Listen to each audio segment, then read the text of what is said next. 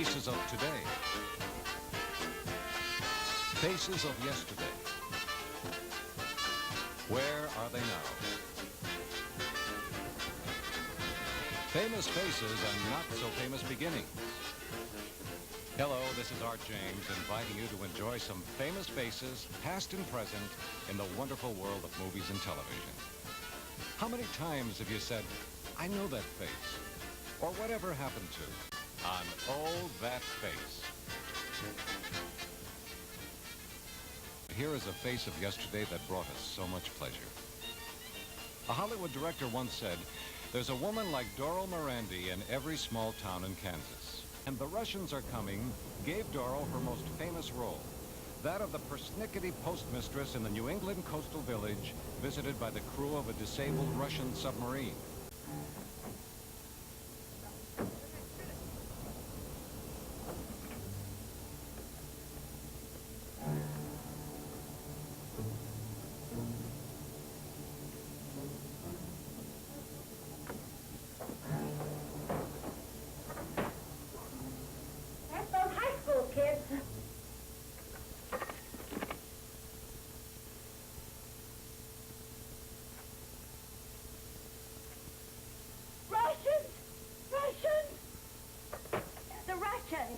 In West Village.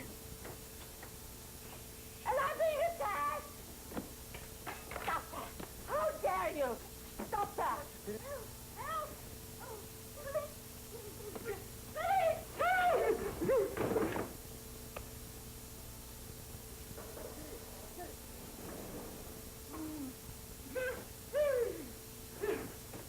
Что вы делаете? Перестань валять дурака! Пошли! Извините, пожалуйста, я не хочу вас оскорблять.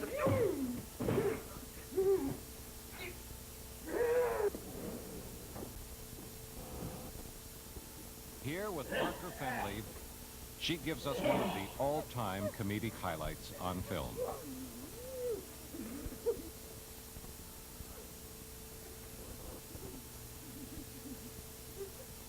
Yeah.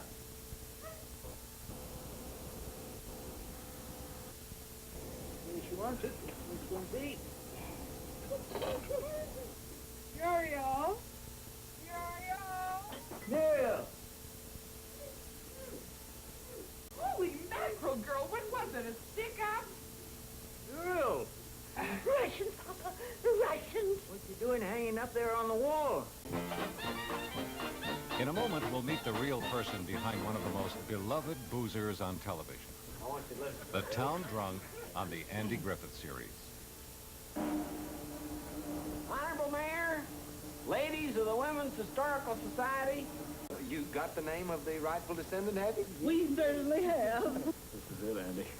I just hope I don't cry. Yeah. Life's just a sensitive fit. Who's the lucky person? The name of the rightful descendant of Nathan Tibbs is, Otis Campbell. Otis Campbell? There, didn't I tell you? Otis Campbell? Spread your arms out. Close your eyes. And bring your hands together and touch your fingertips.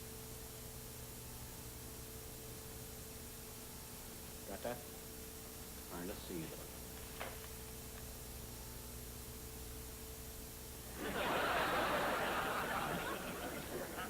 All right, Otis. Honest, I go honest. Oh, pardon me. I can only say, I may be wrong, but I'm not far from it.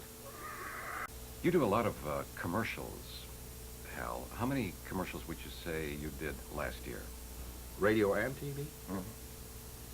Last year, probably 110, maybe 100, maybe more. And a lot of character voices. Yes, oh yes. I love the character voices. That's part of being an actor, you know. What are some of the more well-known voices that you do? Well, I started out doing Barney on the Flintstones. You know the character Barney. Hiya, Fred. And I used to kid around with him a lot, you know. And then once in a while I'd do Fred when Dino, the little dinosaur, would come in and say, Dino, leave me alone, Dino! Yabba dabba doo! Well, ma! And you know, kidding around with this thing, but I start out doing well. Well, I'm looking forward to hearing some of those, seeing you at work and hearing some of these voices. Could we do that now? I think it would be just great. Yeah. We got a microphone around here someplace? Oh. When you're ready for the goofy character, Hart, just give me a cue, okay? Yep, I volunteered to help the kids put on their school play. I'm pretty handy when it comes to building sets. Oh, so I'm going to the auditorium to see if the paint's dry. Then I'm going to run around the track and hit a few tennis balls. Gotta keep them shaking up. Gosh. And Hart, here's a pickup from the Owl voice on Winnie the Pooh, okay? Cost is what you give up, Pooh. Suppose you wanted to buy Christopher Robin's balloon for 14 gorseberries. Oh, what you are really giving up is the chance to buy my jar of honey for the same 14 gorseberries. You are choosing between the two uses of your money. And maybe we can get one more here. Eeyore. Pick up Eeyore. Of course. I'll work as a laborer. I don't mind. Laborers aren't specialists, so they don't earn as much. But it's all right. I understand. I'm used to it. Cut. Did we get it? Yes, we got it, and we love it. Thank you, Hal Smith. Oh, that face.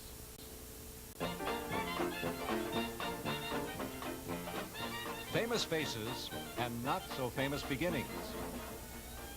We all have to start somewhere. And some of our most famous personalities have had rather inauspicious professional debuts. See if you can identify this star of a current hit TV series from the few words he spoke on an early Gunsmoke show, his first appearance on camera.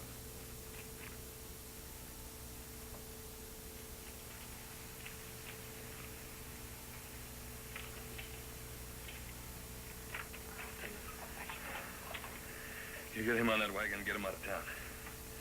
And don't ever come back. I sure will, Marshal. I never knew Seipel could ever be beat.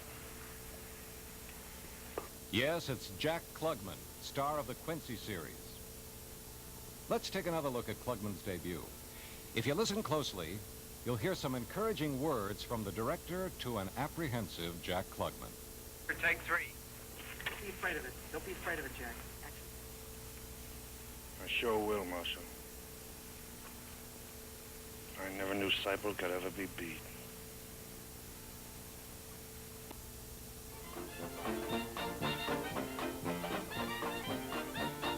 Where are they now?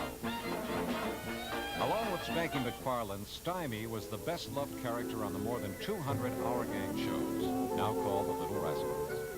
The director picked him on sight from the 350 kids auditioning for the part. That's him, he said. Sign him for 5 years. They were to be the best years of Stymie Beard's life.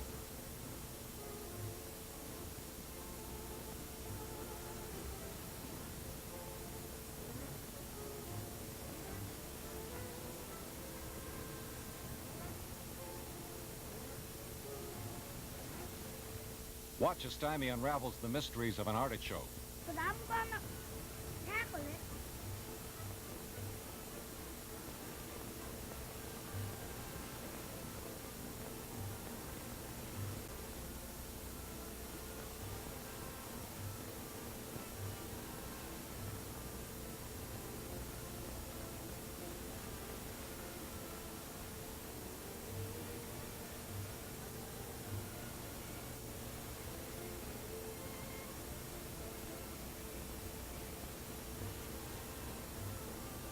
It might choke Artie, but it ain't gonna choke Stymie. This rotten egg scene shows that Stymie has a nose for trouble. Hey, what's that horrible smell? Well, don't smell like violet. It sure ain't roses.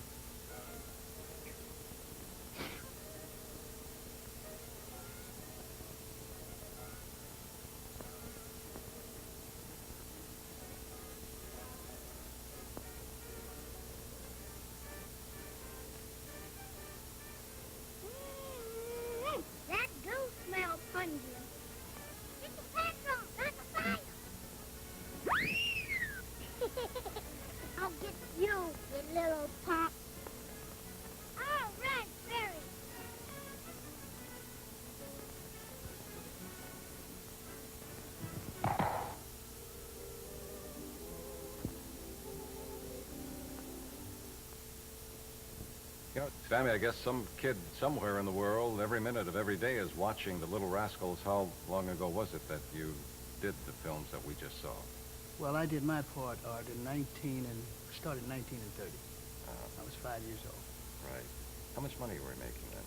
Well, we started off with $100 a week and went up to, I think when I left in 35, I was getting about $250 a week. That's a lot of dough. That was when you could take $1 and go to the store and get everything you wanted. Half a dozen eggs, 3 pork steaks, loaf of bread and a quart of milk. What did you do? 3 baby Ruths. Well, I mean, a lot's happened in the years since then. You've had your hard times, haven't you?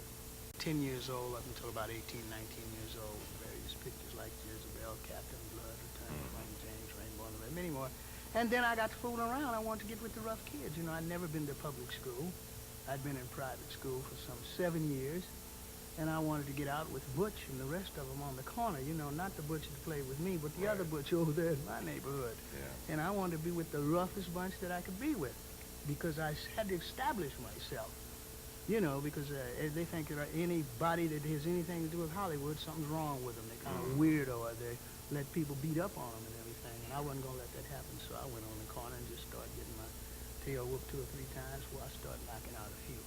And then I started picking up on a few bad things. And of course, you know, I ended up in the penitentiary doing 20 years and getting it cut to 10 and come back out of the penitentiary and kind of got myself together. And thank God I'm doing pretty good now.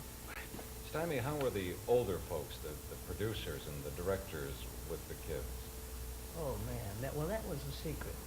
That was the charm. Was fortunate enough to have Hal Roach and Robert McGowan together. I think that's what made this tremendous team so great, because they had a way with children. I don't care whatever we did or whatever we had to do, they had some kind of way of coming and getting it, you know, like blood out of a turnip, you know what I mean?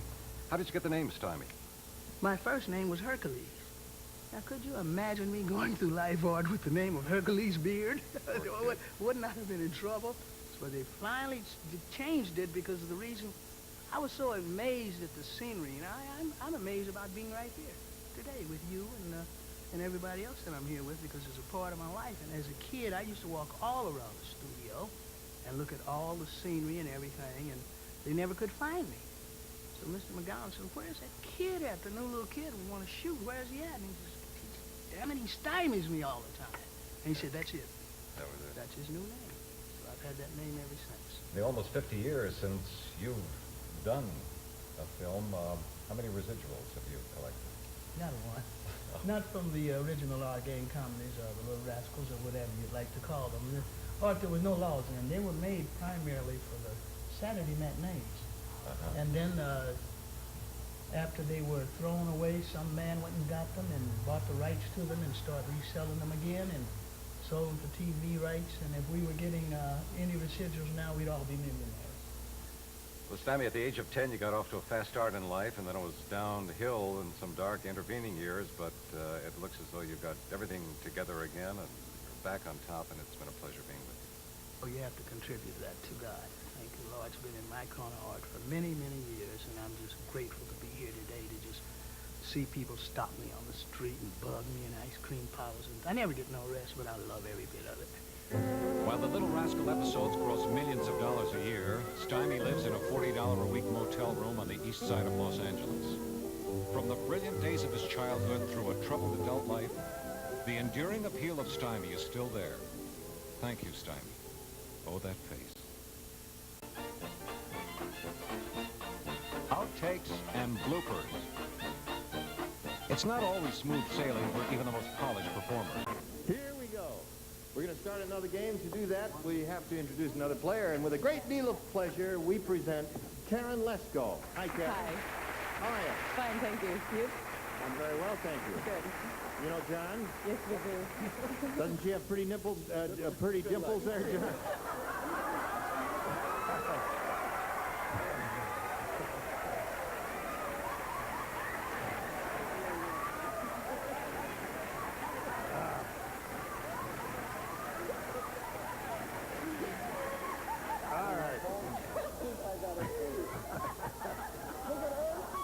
This lady has very pretty dimples in her cheeks, doesn't she? Yours truly acquired whatever professionalism he has the hard way. Look at what happened on my first show, Say When, back in Peter Pan is 1961. made such a wonderful way now that it's good as gold even as a bedtime snack. Now that's because Peter Pan protein is so very digestible as well as being nourishing. It's good as gold for growing youngsters any time at all. And you know, Peter Pan is made to stay good as gold, fresh and moist, any time at all, from the first big swoop off the top of the jar right down to the last little bit at the bottom. So for happy young faces, at all times, make sure you've got Peter Pan peanut butter on hand at bedtimes, all times. Or do you?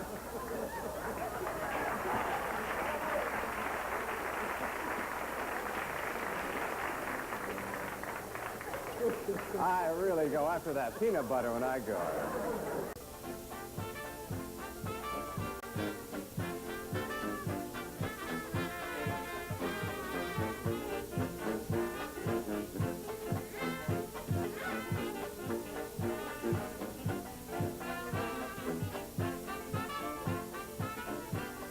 Of yesterday, faces of today, where are they now? Famous faces and not so famous beginnings, and of course, hilarious outtakes and bloopers on Oh, That Face.